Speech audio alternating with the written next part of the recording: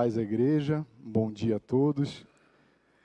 Queria cumprimentar, a igreja, mas uma igreja em um outro formato, Uma igreja mais moderna, uma igreja que tem encontrado graça no Senhor para usar as ferramentas que existem e fazer com que o Evangelho possa ser propagado, possa chegar a outras fronteiras. Então, eu cumprimento os irmãos de Formosa, que nos vêm pela internet, os irmãos de Caruaru, os convidados, a igreja de Manaus, e eu sei que tem muitos outros irmãos que estão nos assistindo nessa manhã, que o Senhor os abençoe grandemente. Como minha esposa falou, o tempo passa rápido e nós já estamos, se é que podemos falar desse jeito, na descendente do nosso evento, e como a própria palavra nos diz, normalmente, no final da festa, vem o vinho de menor qualidade, O vinho mais ralo, e não quero assustar os irmãos, nós temos ainda 2 cultos, e existem cântaros lá em cima, cheios de vinho da melhor qualidade, mas hoje de manhã, o vinho é bem ralinho, misturado, espero que os irmãos não se importem. Quando o cronograma do evento foi divulgado e eu vi que teria um momento para uma palavra exclusiva dos jovens, eu me alegrei bastante, porque eu pensei comigo, nossa, que bênção, os jovens vão ser edificados, porque nós temos tantos irmãos cheios do Espírito Santo na nossa igreja, vão poder ministrar, eu vou poder sentar ali e me deleitar com a palavra. E aí, logo na sequência, a pastora mandou uma mensagem dizendo, você vai levar a palavra desse dia. Aí, na hora, eu pensei, tadinhos dos jovens, me ouvem todo sábado vão ter que me ouvir de novo na conferência.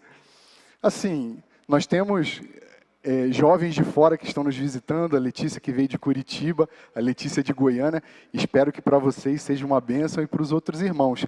E aqueles que me ouvem todo sábado, a gente não vai mudar muito não, tá? Vamos seguir naquele acelerado que nós já estamos acostumados. Amém? Então, enquanto eu tomo uma água, eu peço aos irmãos que abram as suas Bíblias no livro de Josué, capítulo 6.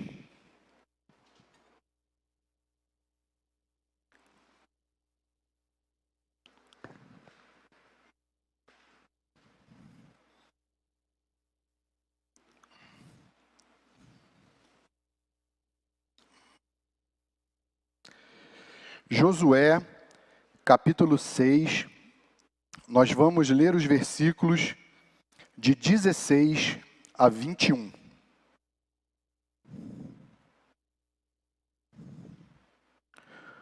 Todos encontraram? Amém. Diz assim a palavra do Senhor. E sucedeu que na 7ª vez, quando os sacerdotes tocavam as trombetas, disse Josué ao povo, gritai, porque o Senhor vos entregou a cidade.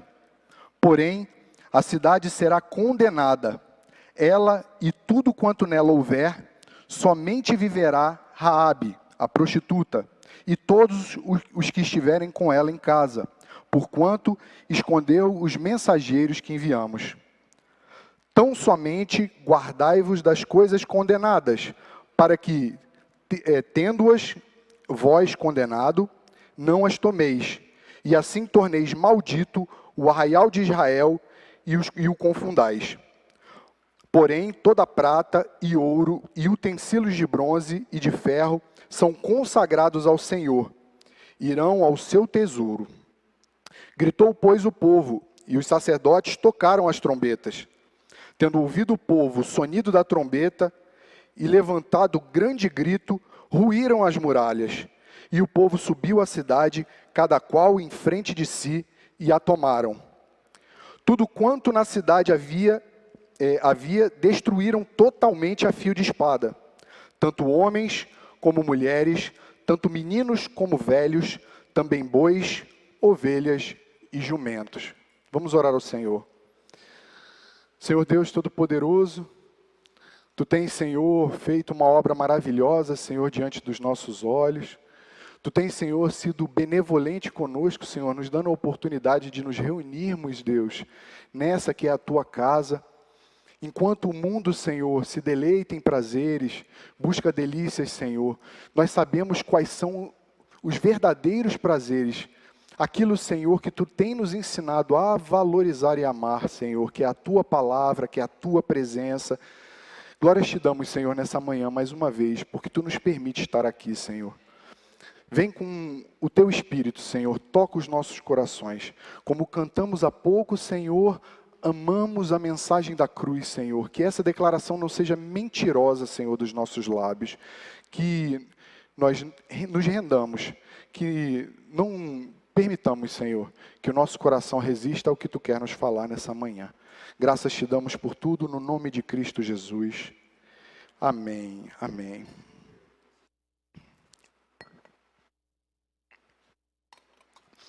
Então, queridos, esse trecho que foi lido parece estar um pouco fora de contexto, porque ele é um trecho conhecido da Bíblia, mas que eu escolhi fazer um extrato por conta dos seus versículos. Então, vamos falar um pouquinho do contexto. Esse momento foi um momento em que o povo de Israel, depois da sua peregrinação no deserto durante 40 anos, chegou a Canaã.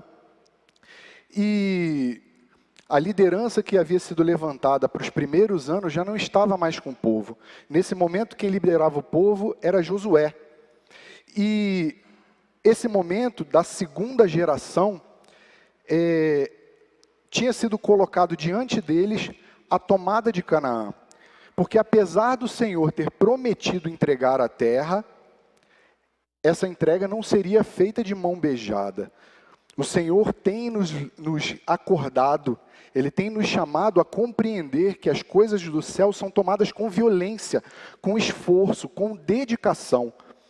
Aqui, esse ensino também se encontra. E o povo de Israel estava de frente ao seu primeiro grande obstáculo, que era a tomada da cidade de Jericó. Uma cidade que, naquela época, era uma grande referência na região. Referência por vários motivos. E o Senhor, para ensinar o povo que as estratégias humanas não eram as mais adequadas, não são as mais adequadas na maioria das vezes, trouxe a Josué uma direção de tomada da cidade completamente diferente, completamente inusitada. O Senhor orientou Josué a montar uma procissão, a montar uma coluna de marcha. E essa coluna de marcha seria montada com a presença da Arca da Aliança, com a presença dos sacerdotes e dos homens de guerra, e teria como missão rodear a cidade de Jericó por 7 dias. O interessante no texto é que o que foi forjado naquele povo durante os 40 anos estava muito evidente na postura de Josué, porque lendo o texto na sua integralidade, nós percebemos que Josué não levantou nenhum tipo de questionamento, porque a estratégia era completamente fora do usual. Mas Josué se colocou imediatamente em obediência e iniciou os preparativos para colocar essa estratégia em prática. Queridos, Jericó, como eu disse, era uma cidade proeminente, uma cidade grande, com uma história muito antiga. Era um grande referencial na região. E se nós formos buscar o significado do nome da cidade, Jericó, que não é unânime entre os comentaristas, mas existem estudos e direções para esse nome, nós vamos perceber que a raiz hebraica direcionava para a lua. Ou seja, o significado que é aceito é cidade da lua ou sua lua. Isso é tão significativo, porque a lua era um grande referencial também. As estrelas, os astros, sempre foram adorados por povos pagãos. E com Jericó não era diferente. Jericó era uma cidade que abrigava os povos cananeus. Os povos que eram pagãos, que tinham uma diversidade enorme de deuses. E essa cidade tratava muito bem aqueles que estavam dentro das suas muralhas. Como eu disse, ela era uma referência. Os seus costumes eram conhecidos. Aqueles que vinham de Canaã e se abrigavam lá dentro faziam muitos negócios, tinham uma vida próspera lá dentro. Só que essa cidade era uma cidade declaradamente, o seu nome dizia isso, idólatra. Existia um culto a divindades que estavam relacionadas à lua. Esse culto era comum na terra de Canaã. E, queridos, eu sinceramente acredito que na nossa vida não é tão diferente. Porque, por mais que nós nos desloquemos até a igreja, por mais que nós nos esforcemos para estar na presença do Senhor, que declaremos o quanto o amamos, existe uma força dentro de nós que não é física, que não é carnal, que não é material, que nos arranca da presença do Senhor, que nos leva para outra direção. E Jericó simboliza isso, simboliza uma idolatria que tem um contorno todo especial, uma idolatria que é própria dos moradores de Canaã, aqueles que têm como seu Deus a lua, que governa a noite. E essa idolatria, ela está fundada, essa idolatria de Canaã está fundada no ego.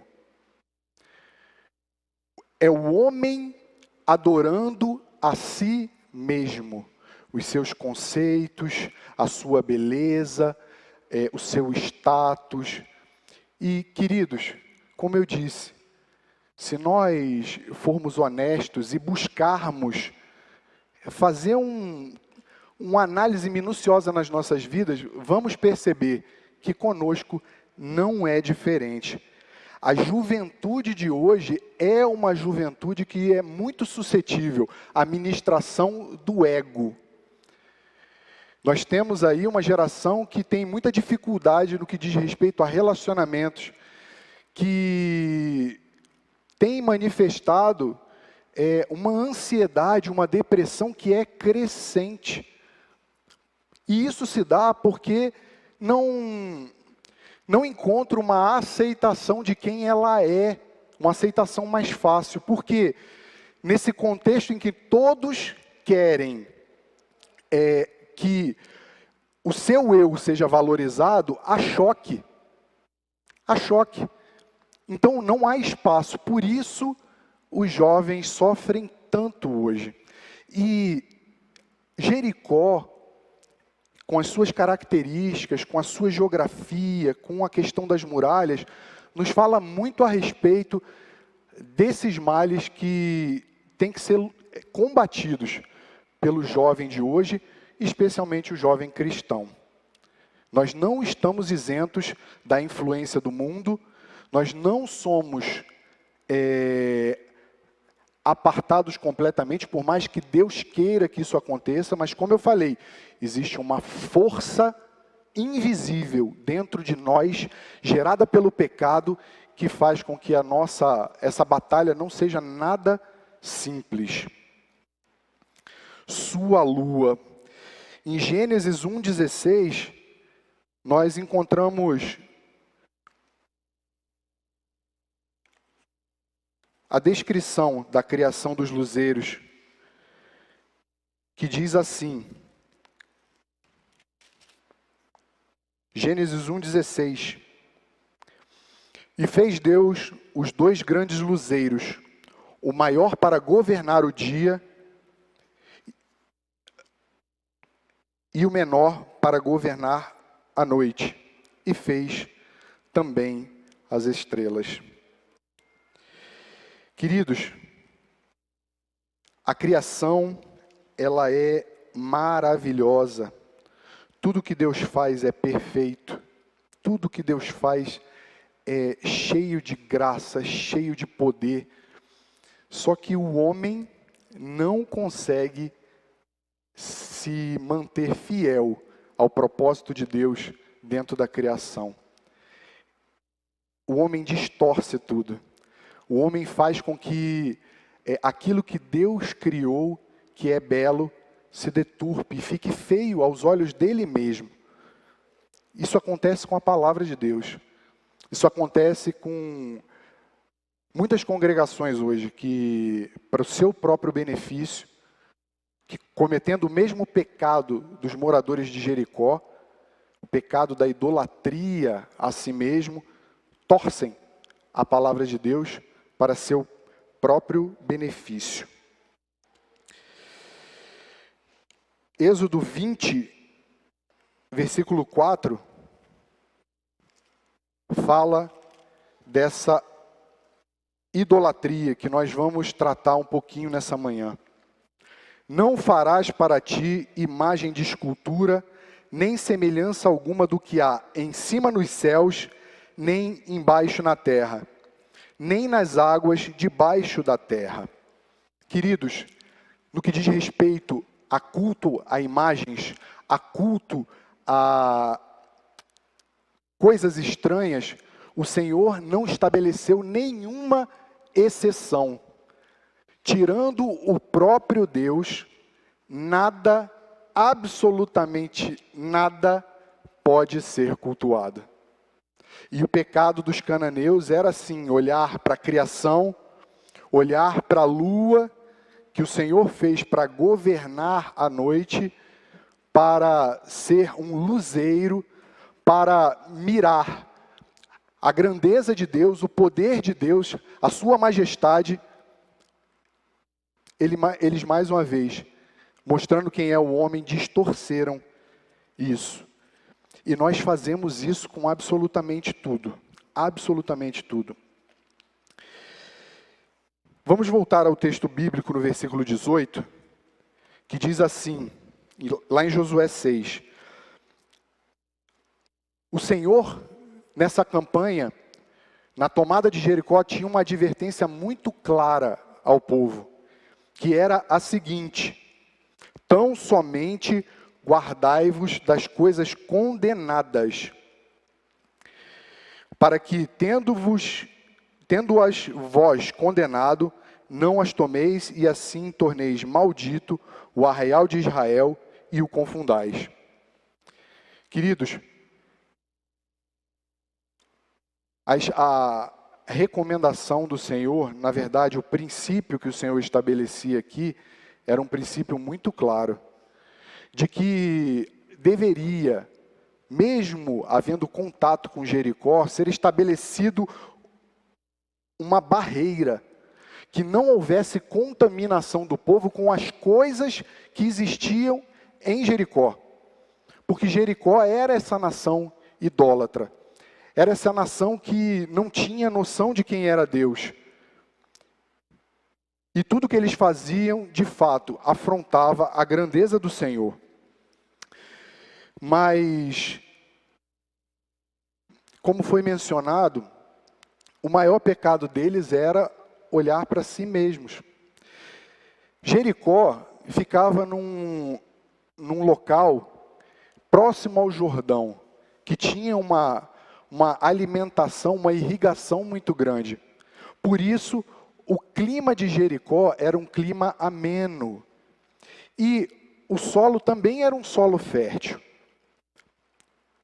Essa característica nos fala a respeito das facilidades, às quais o homem é muito inclinado, tanto jovens quanto pais.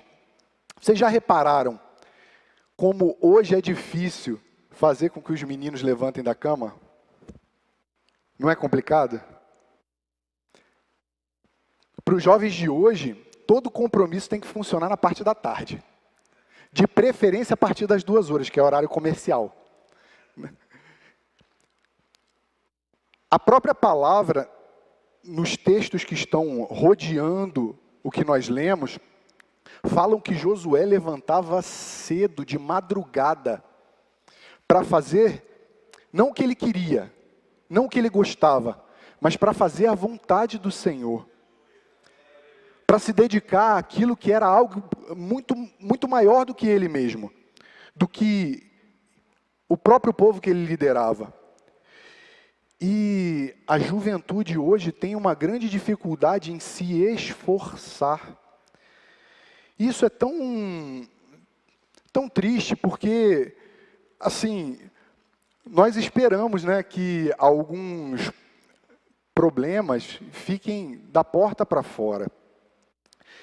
E assim, à frente dos jovens, nós percebemos que algumas coisas não funcionam da forma correta. Porque, não sei se é uma questão de gerações, mas quando eu acordo cedo, e eu acho que a sensação é a mesma dos irmãos, eu vejo o Tito, que é o primeiro a colocar mensagem lá no grupo da igreja, eu tenho certeza que essa prática que ele adotou não é uma prática que é forçada, ninguém pediu para ele fazer isso. Ele faz isso porque acorda cedo, e o acordar cedo lhe traz alegria, lhe traz disposição, faz com que o dia seja mais bonito. Mas isso não porque é uma característica do Tito, mas porque o Senhor nos fala que nós devemos aproveitar completamente o dia. Tantas pessoas dizem que, mas como gostaria que o dia tivesse mais de 24 horas. Amados, se o dia foi feito com 24 horas, e quem fez o dia foi o Senhor, amém? Dá para fazer absolutamente tudo. E aí nós temos 2 tipos de discurso, aqueles que acham que o dia é insuficiente e aqueles que acham que tem mais tempo do que deveriam ter, porque passam muito desse tempo dormindo. O que estamos produzindo nesse tempo? De fato. De fato. Queridos, essa geração, a juventude, ela não quer se dedicar. E o mundo quer que vocês se comportem assim. O mundo quer que vocês permaneçam sim dormindo, que permaneçam prostrados nas suas camas, nos seus sofás, com seus controles remotos, passando, controle remoto não, porque hoje é moderno, né?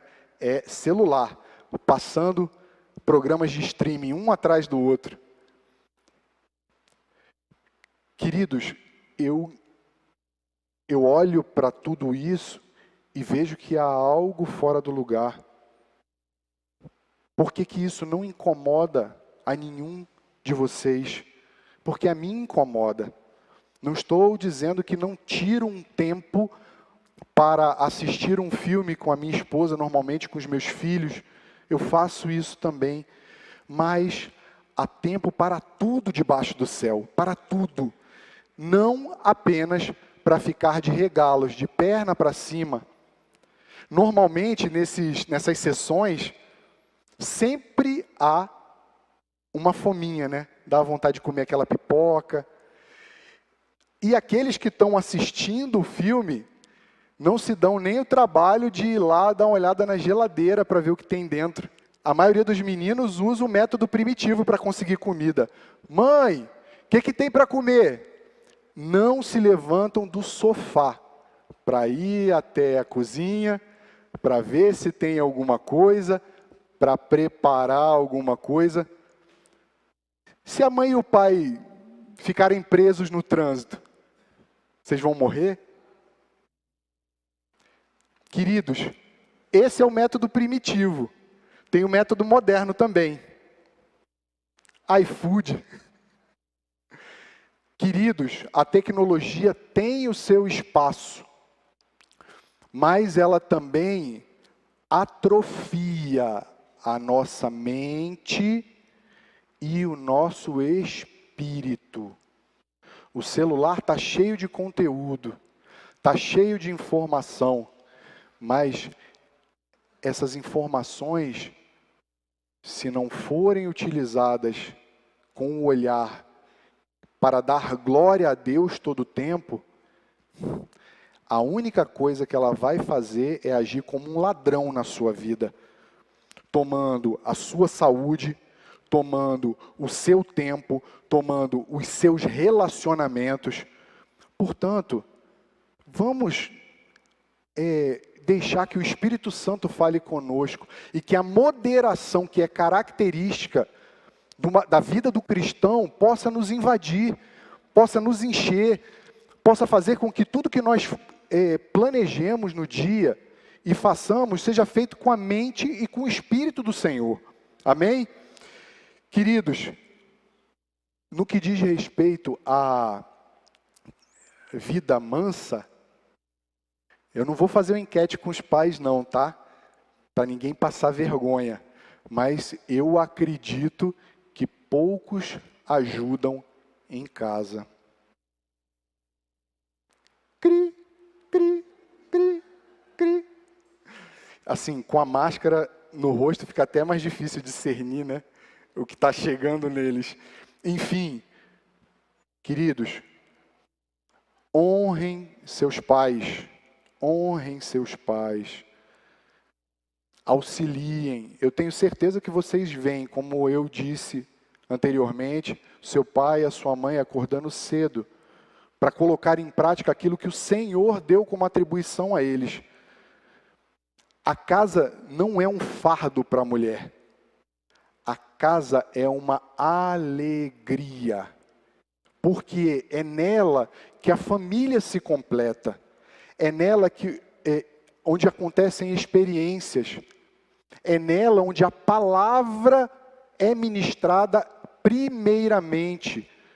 Então, vocês têm que olhar o lar de vocês como um templo, como um lugar santo, onde coisas santas, se não acontecem, devem acontecer.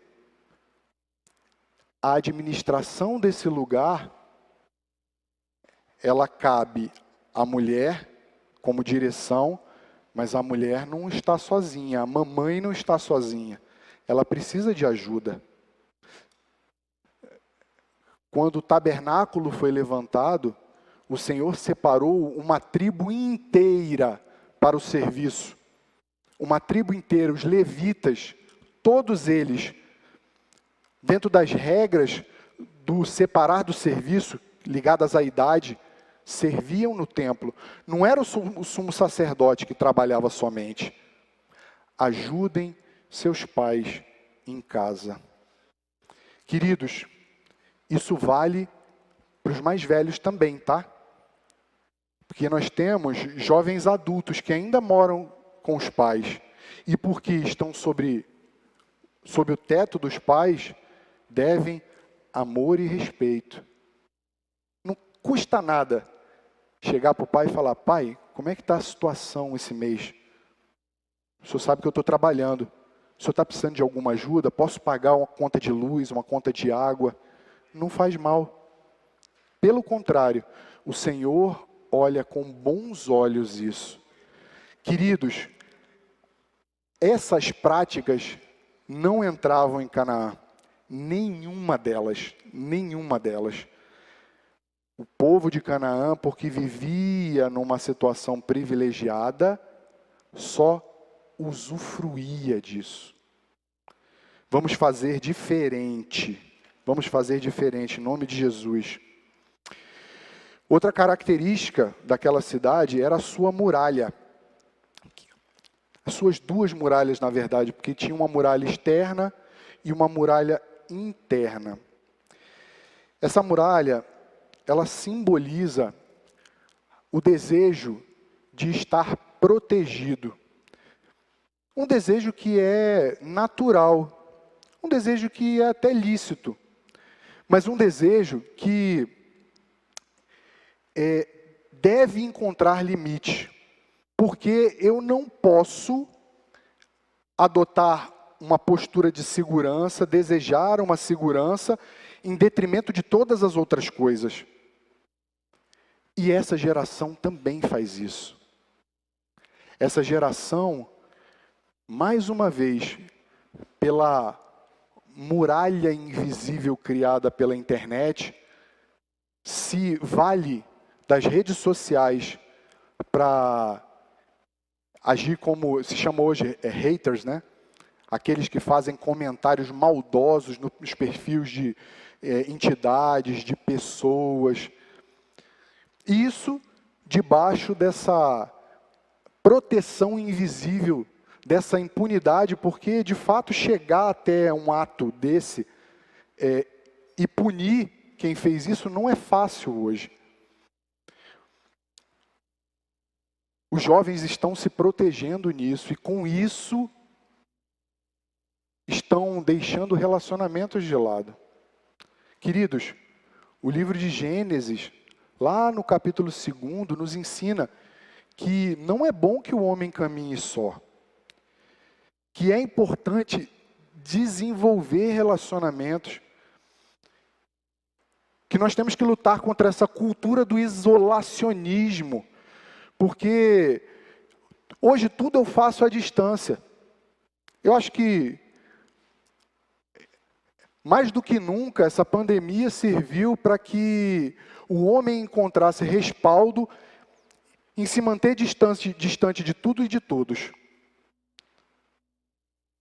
Isso só pode ser uma ministração satânica.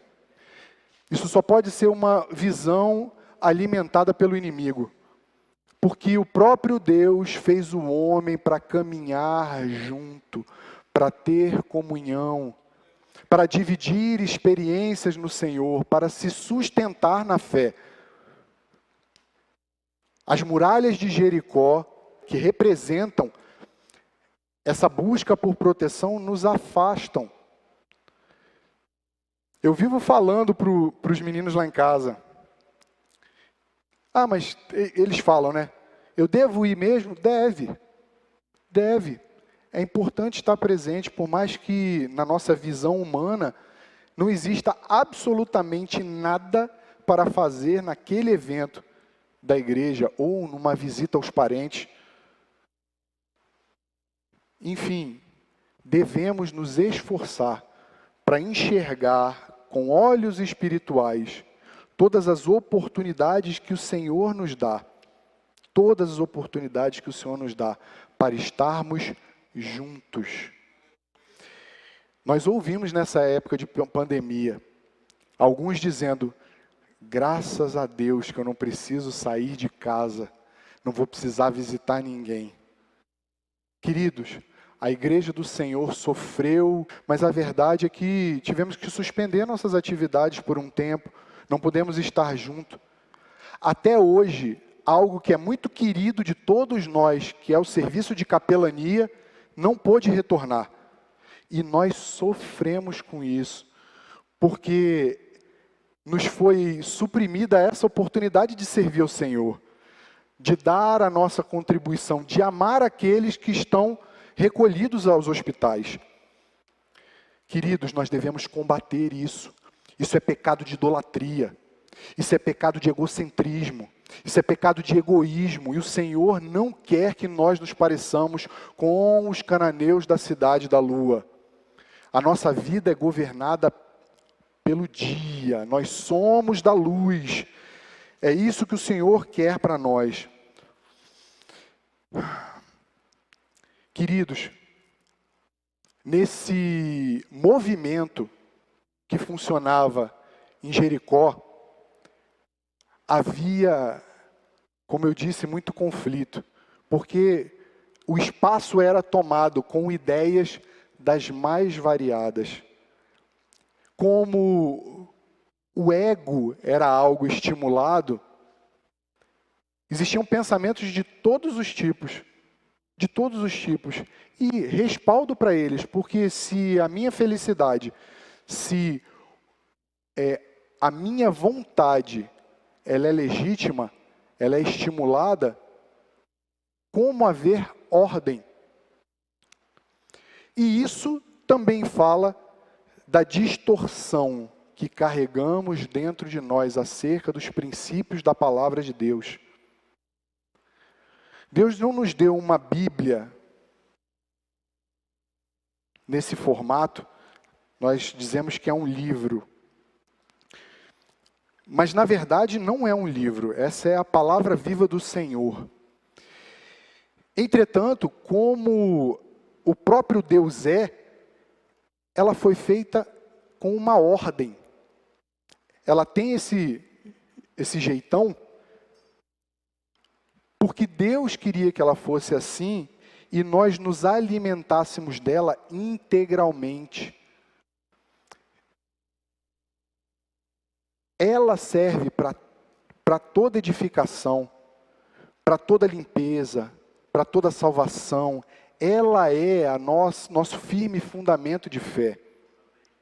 Entretanto, porque nos parecemos muitas vezes com os cananeus que viviam em Jericó, as nossas ideias funcionam acima do que a palavra de Deus diz. Isso é tão perigoso. Isso é tão perigoso.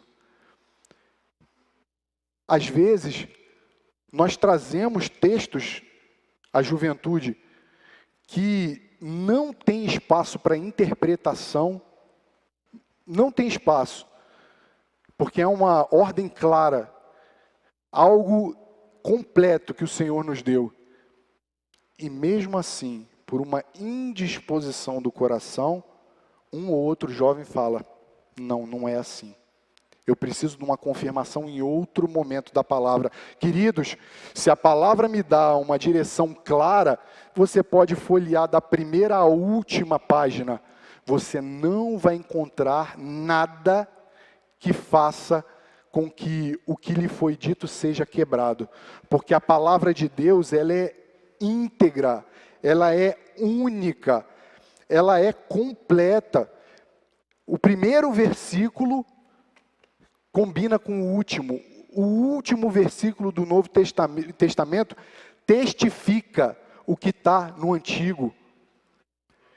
Se isso não é idolatria, por favor, me digam o que é, porque eu não sei dizer.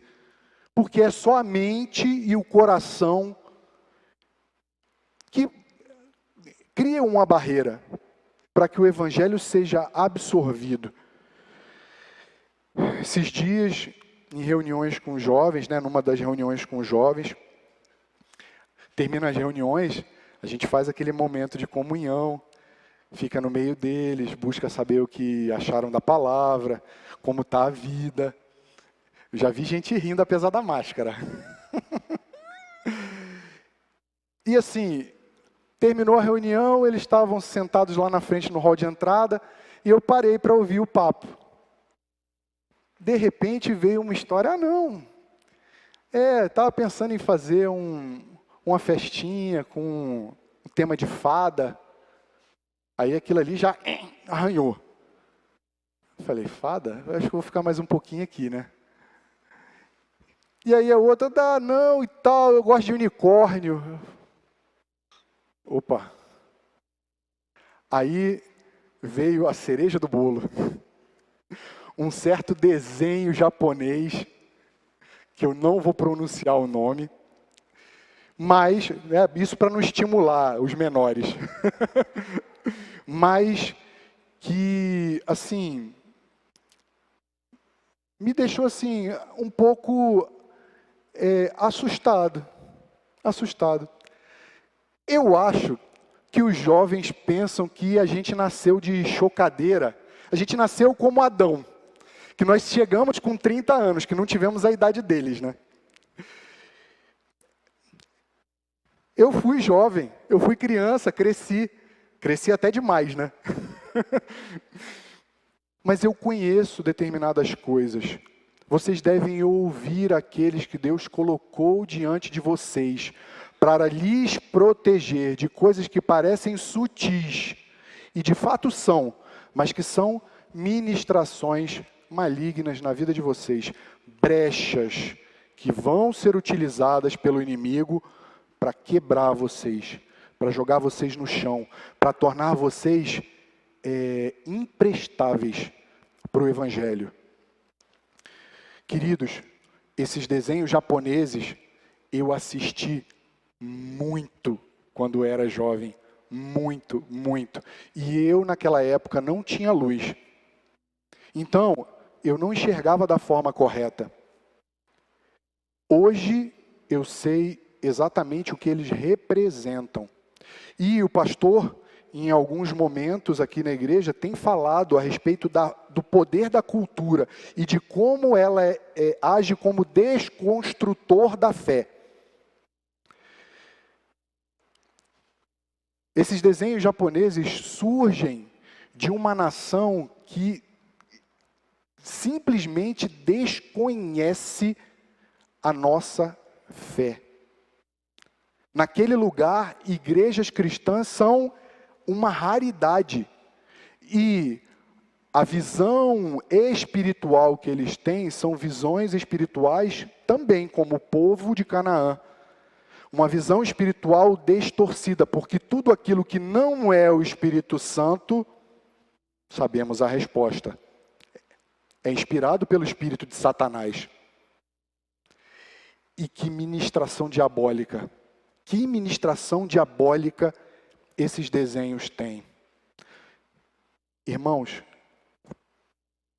eu quero que fique bem claro que o que eu coloco daqui do púlpito para vocês não é para desestimular de forma nenhuma que vocês compartilhem, vocês jovens, compartilhem conosco o que vocês têm vivido, as dúvidas que vocês têm. Mas pelo contrário, fazemos isso porque amamos vocês e porque o próprio Evangelho nos diz que devemos agir dessa forma. O Senhor tem colocado um amor dentro de nós, de mim, dentro da minha esposa. E nós repreendemos porque amamos. Não se sintam acertados, né? Porque o que está sendo feito aqui é com amor, é com muito amor. Vamos pensar na nação, entre aspas, mais poderosa do mundo, os Estados Unidos. Uma nação que teve uma gênese na fé protestante, na fé cristã. Hoje nós vemos nessa nação que é rica, uma proliferação das chamadas igrejas pretas, que mais parecem com casas de shows do que igrejas de fato. Aquela nação apostatou da fé. Eles deixaram o evangelho para trás. Eles olham com olhos de Jericó para tudo que fazem. Tudo que fazem. Digo mais, ouçam com parcimônia o louvor, o suposto louvor que é dado a Deus, que é produzido pelos grupos de adoração dessas igrejas, ouçam com desconfiança. Primeiro olhando a letra, que normalmente é ufanista, que fala exatamente do que nós estamos dizendo aqui, que idolatra o homem, que fala que o homem é o centro de tudo. Depois vejam a melodia, se ela não explora apenas o lado emocional. Vocês já são maduros, vocês sabem o que é um louvor genuíno a Deus. Nossa mente, o nosso desejo, o olhar para aquilo que nós queremos, tem feito a prática dessa idolatria que é típica da cidade lua, da cidade da lua, crescer dentro da juventude. Amém. Queridos, eu queria abordar mais uma característica dessa cidade. Vocês vão ver que, se vocês repararem, nós falamos da geografia, nós falamos um pouco da estrutura física, e nós entramos na disposição do coração. Pode parecer um exagero tudo o que eu estou falando, mas estudando um pouquinho mais a respeito dos costumes de Jericó, e aí esse ponto é unanimidade nos livros. Eles tinham uma prática, assim, eu considero estranha, que era a seguinte: quando a parentela falecia, o sepultamento era feito apenas com o corpo. Eles tiravam a cabeça, dissecavam a cabeça, porque ela iria apodrecer, preenchiam as cavidades com o material que tivesse disponível, normalmente barro, moldavam aquilo e pintavam para que parecesse uma pessoa. E esse trabalho era utilizado como um oráculo doméstico, como um ídolo, mais um ídolo. Só que o que me chama a atenção é que nessa prática, esse crânio, o esforço dos cananeus era fazer com que esse crânio tivesse feições humanas. Fazer com que ele parecesse com aqueles que iriam adorá-lo. Eles não estavam fazendo uma imagem de um boi, né, uma imagem de um peixe, ou de um astro, e sim de uma pessoa. E refletindo sobre isso, eu pude perceber que, de fato, a palavra de Deus é verdadeira, e ela sempre é verdadeira. Porque se nós estamos falando de idolatria, se nós estamos falando do culto a si mesmo, nada mais natural que eu coloque diante de mim um espelho, para que eu cultue a minha imagem diante de mim.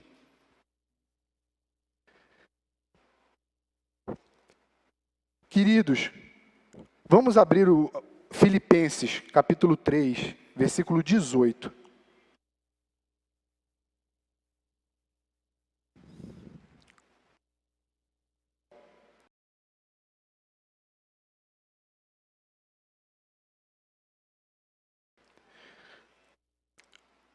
Versículo 18: pois muitos andam entre nós, dos quais repetidas vezes eu vos dizia, e agora vos digo, até chorando, que são inimigos da cruz de Cristo. O destino deles é a perdição, o Deus deles é o ventre, e a glória deles está na sua infâmia. Como também nós temos ouvido recentemente na nossa igreja, determinadas coisas aconteciam no seio da igreja. Sabe aquele que anda ombro a ombro contigo? Dentro da igreja, práticas estranhas à vida cristã eram feitas. E o que o autor da carta está dizendo aqui é que esses homens se importavam apenas consigo. O Deus dele era o seu ventre. Era o seu ventre.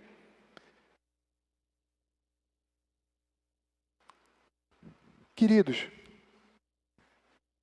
não dá para caminhar, especialmente nesses dias, que são dias tão decisivos na história da igreja, não dá mais para caminhar igual os cananeus que viviam em Jericó. Não dá. Nós devemos fazer um esforço, nós devemos clamar a Deus, pedir que Ele derrame o seu Espírito e nos faça ser arrancados desse lugar. Porque essa prisão, essa muralha, funciona dentro de nós. Nós não podemos mais aceitar isso. Não podemos.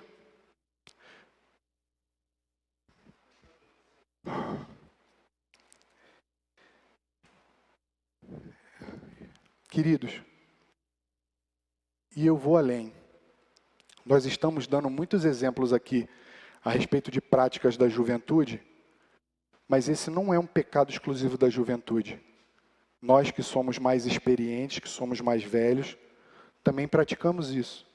Nós falamos a respeito do jovem que não ajuda a esposa em casa. O marido que não ajuda a esposa em casa também pratica esse pecado específico.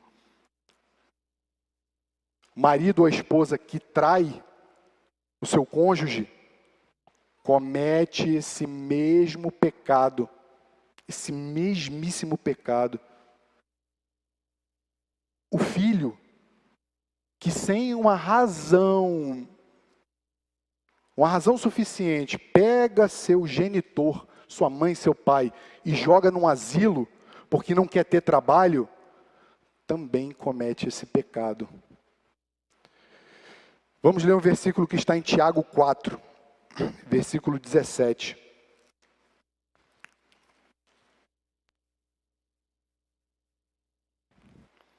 O versículo diz assim: Portanto, aquele que sabe que deve fazer o bem e não o faz, nisto está pecando.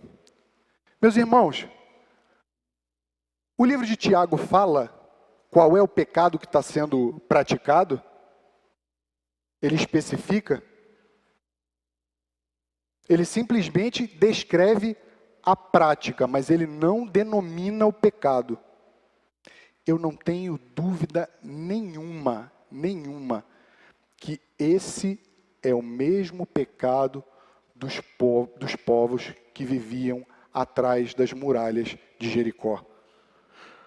Porque aquele que pode fazer e não faz, não tem razão nenhuma para não fazer, senão estar encapsulado, enclausurado em si mesmo. O pecado que o versículo diz aqui é sim o pecado do egoísmo, o pecado do egocentrismo, a idolatria a si mesmo. Vamos fugir disso, queridos. Na minha vida existe isso, na sua vida existe isso. Jovens, vamos mudar as práticas. Nós estamos na igreja há 3 dias ouvindo a palavra de Deus, ouvindo as coisas que o Senhor quer nos ensinar, a fazer com que nós mudemos a nossa vida, que sejamos governados pelo dia, que nos alistemos no exército, que como Pedro, olhemos para a nossa vida e percebamos que não estamos preparados a dar a resposta correta ao Senhor, e é só por meio da ajuda dEle, e o texto vai nos mostrar que pela ajuda dEle, que a solução desse problema pode ser alcançada.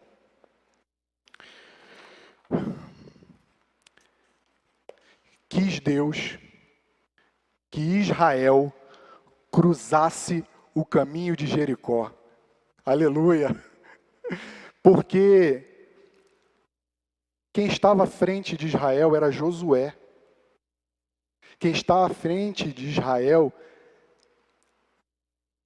era Josué, que é uma alusão clara a Cristo Jesus e a sua igreja.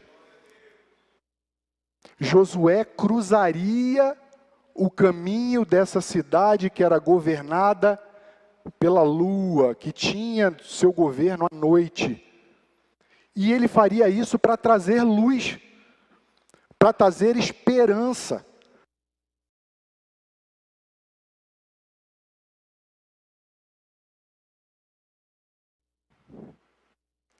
E a estratégia que o Senhor deu a Josué foi uma estratégia que tinha um fundamento, que tinha um porquê de ser. Deus mandou que na coluna estivesse a Arca da Aliança, os homens de batalha e os sacerdotes carregando trombetas. Nós não vamos entrar, nós não vamos nos aprofundar na simbologia que isso tem, mas essa construção deveria funcionar por 7 dias. Josué pegaria essa procissão, essa coluna de marcha, e cada dia tinha que dar uma volta ao redor de Jericó. No último dia, a coluna teria que dar 7 voltas, e só aí a trombeta deveria ser tocada pelos sacerdotes e o povo emitir grande grito para que a vitória fosse alcançada. Meus irmãos, tem uma imagem para colocar? Pessoal da multimídia, por favor, pode colocar a imagem?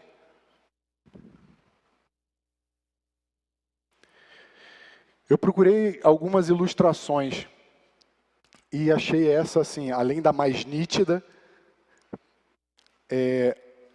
uma ilustração muito boa do que Deus estava propondo.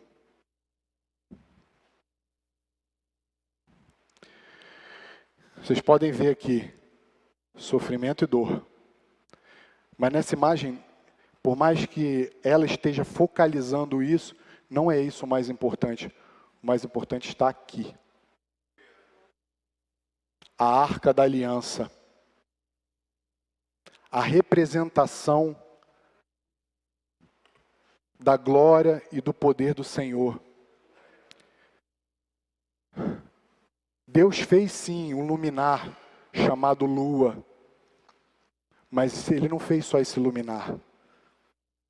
Ele fez um outro luminar que é muito maior, que ilumina muito mais, e que foi feito para governar o dia. A Arca da Aliança representa esse luminar, o sol, o Deus Todo-Poderoso, aquele que cura as nossas feridas, aquele que nos salva da perdição, aquele que nos leva ao caminho correto. E esse desenho aqui é um desenho que nos revela isso, porque se os irmãos forem ver, a coluna de marcha, grande quantidade de israelitas estava atrás da arca. Os 7 dias, e o número 7 representa essa completude, a perfeição do Senhor, tinha um motivo. Ele tinha uma mensagem, e a mensagem era: povo de Israel, siga a minha presença, mas siga a minha presença todo o tempo. Não siga a minha presença quando você está com dificuldade, quando apareceu uma doença, ou quando você está com problema financeiro, ou quando você foi rejeitado por um amigo que você estima muito. Não, siga a minha presença todos os momentos da sua vida. Olhe para a minha palavra. Veja como eu fiz. O Senhor Jesus viveu entre nós 3 anos e meio, para mostrar que é possível colocar o Senhor no único altar que podemos ter na nossa vida, o único.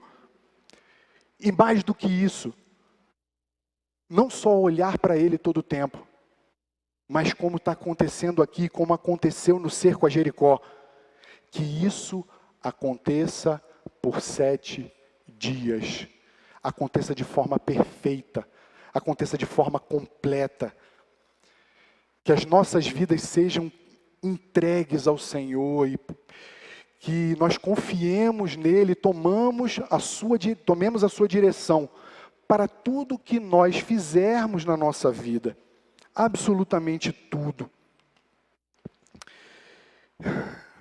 Mas da mesma forma que isso aqui era uma mensagem para o povo que já estava na coluna de marcha, os 7 dias também continham uma mensagem para a cidade da lua. Porque nesse cerco, o povo rodeava a cidade e depois se retraía, pernoitando no arraial. No dia seguinte, saía da cidade, saía do arraial, rodeava bem cedo e retraía. Isso foi feito por 6 dias. A mensagem para Jericó era: arrependam-se. Olhem para o verdadeiro luminar. Vejam o poder, porque a própria palavra nos diz que a cidade estava fortificada, ela estava fechada, o povo já tinha quedado. Eles sabiam que era uma questão de tempo para que a cidade fosse tomada. Mas muito provavelmente porque não era hábito nas guerras naquele tempo. A cidade seria tomada e colonizada na mente deles. Eles não imaginavam que o que o Senhor tinha era completa destruição. Absolutamente completa destruição. Então a mensagem para aqueles idólatras era: olhem para o verdadeiro luminar. Venham para o verdadeiro luminar. Entreguem as suas vidas. Adorem a Deus. Caminhem como nós caminhamos. Olhando sempre para a arca. Seguindo sempre a arca. Porque só assim vocês vão viver de fato. O Senhor tinha uma promessa de destruição. Vamos até o versículo 21 do texto que foi lido em Josué. Eu já estou terminando. O versículo 21 diz assim: tudo quanto na cidade havia, destruíram. Destruíram totalmente a fio de espada. Tanto homens como mulheres, tanto meninos como velhos, também bois, ovelhas e jumentos. Estudando, me preparando para essa pregação, eu consultei outras versões da palavra, isso é um hábito, e eu achei interessante como a versão da NVI descreve esse versículo. Na NVI diz assim: consagraram a cidade ao Senhor, destruindo a fio de espada homens, mulheres, jovens, velhos, bois, ovelhas, jumentos, todos os seres vivos que nela havia. O texto dessa forma não está em outras versões, mas aquilo me chamou a atenção. E eu fui ao Senhor.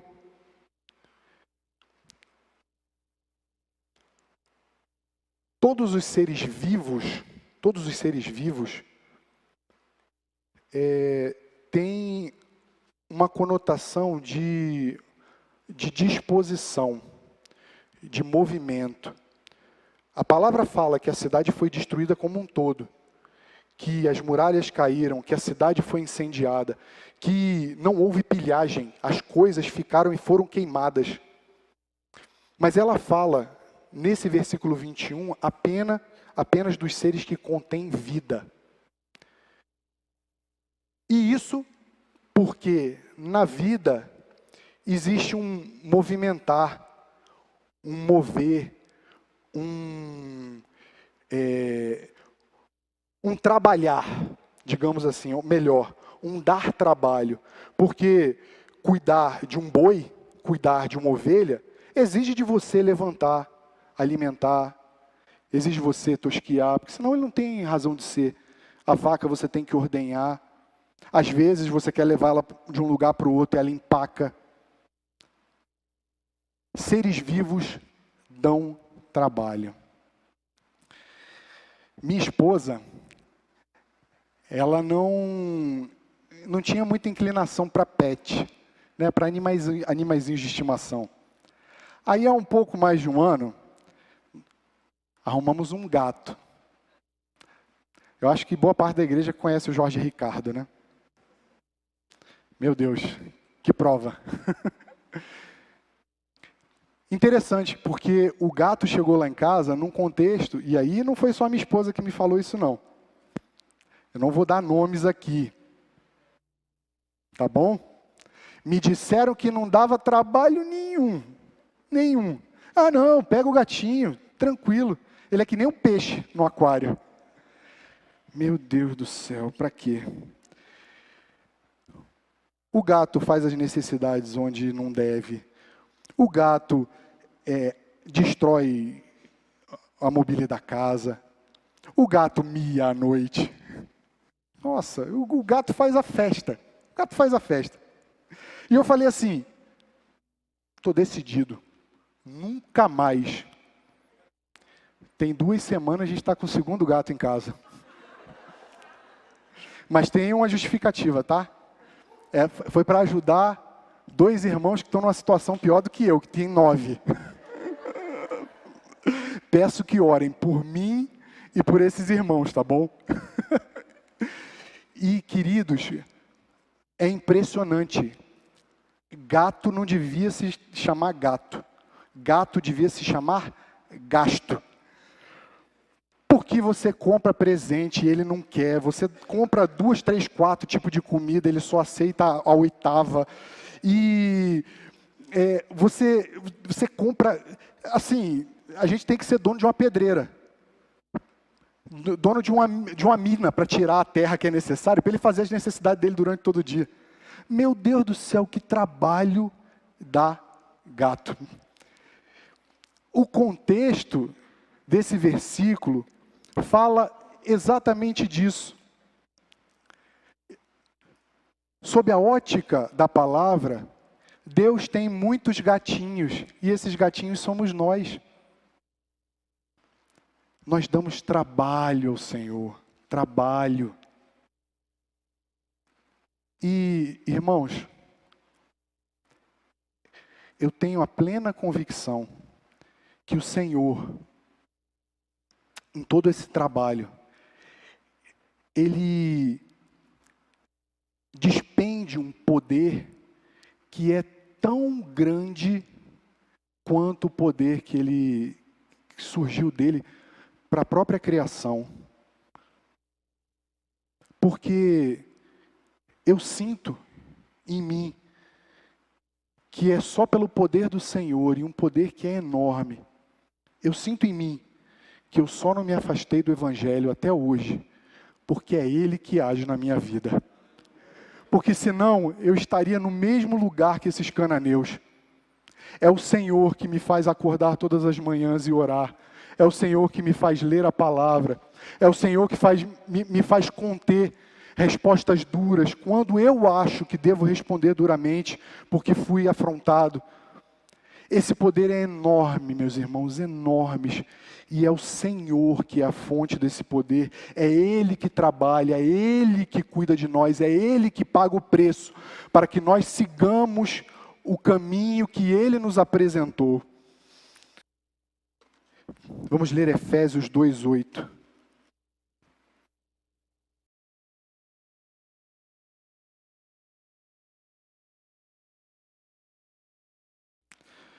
Esse texto, eu acho que testifica um pouco essa impressão que eu tenho de que o Senhor se desgasta muito para cuidar da minha vida. Efésios 2:8 diz assim: porque pela graça sois salvos, mediante a fé. Isto não vem de vós, é dom de Deus.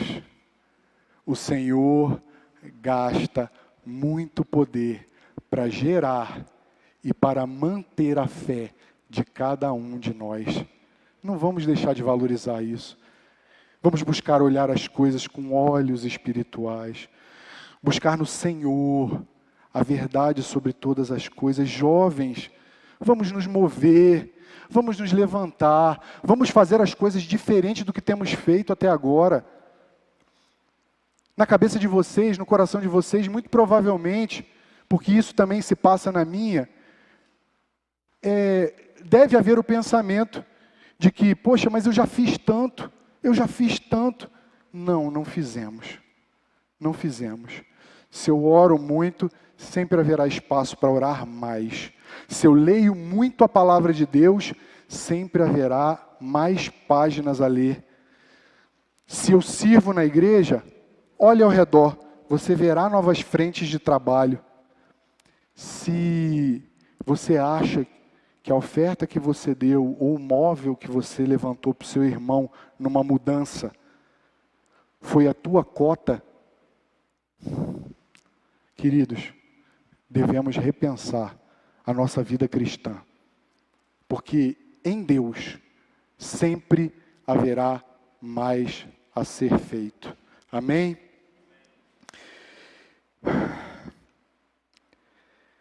Queridos, a imagem que foi colocada fala a respeito dos efeitos daquela arca, sobre qualquer um que olhe para ela.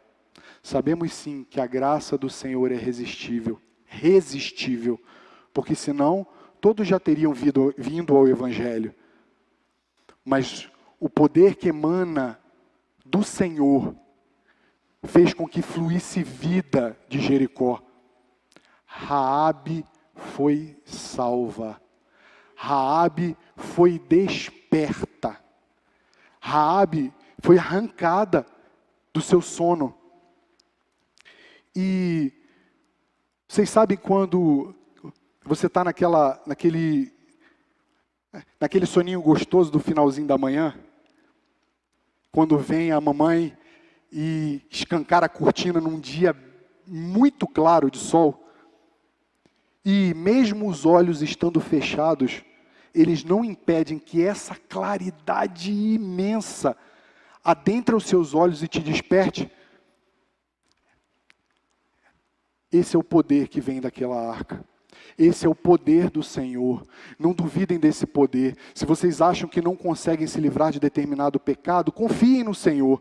Se vocês acham que não conseguem avançar na fé, confiem em Deus.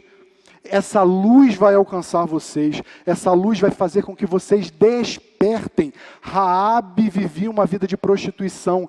Ela estava atrás dos muros e foi libertada pelo Senhor para se unir à coluna de marcha de Israel. Vamos despertar. Vamos permitir que o Senhor nos faça o que Ele quer fazer de nós. Peço que projete o último versículo para nós encerrarmos essa pregação, que está em 1 Pedro, versículo 2, 9. Capítulo 2, versículo 9. E nesse versículo está descrito o que o Senhor quer fazer com essa juventude que já está na coluna de marcha, que somos eu, que é você. O Senhor quer nos levantar. O versículo diz assim, vamos ler juntos? Vamos ler juntos. Vós, porém, sois raça eleita, sacerdócio real, nação santa, povo de propriedade exclusiva de Deus, a fim de proclamardes virtudes daquele que vos chamou das trevas para a sua maravilhosa luz. Esse foi Cristo Jesus, Cristo Todo-Poderoso, aquele que nos mostrou quem era o Senhor, aquele que revelou a arca da aliança para nós. Vamos nos levantar, queridos. Vamos nos levantar, vamos orar ao Senhor e pedir a força que é necessária para que todas essas coisas aconteçam. Não somos governados pela noite, não temos nos nossos cultos que são dados à lua, mas sim cultos que são dados ao Deus Todo-Poderoso, aquele que nos salvou. Amém? Vamos curvar as nossas cabeças e orar ao Senhor.